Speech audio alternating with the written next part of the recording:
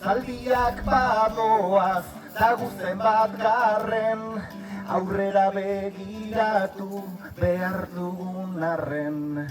Ezin dugu ahaztu nondik heldu garen, ezin dugu ahaztu nondik heldu garen.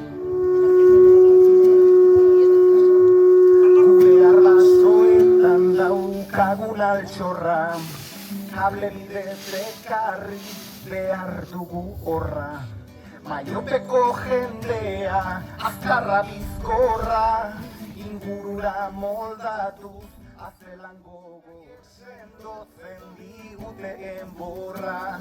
Sustraiaiek sendotzen digute enborra. Azten zen familia, behar zen zerbitzan, etxe ondoan zuten ere mumurritza.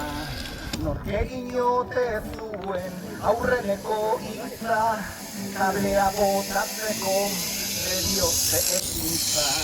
Maiopean sendotu zen lana eta bizitza, maiopean sendotu zen lana eta bizitza.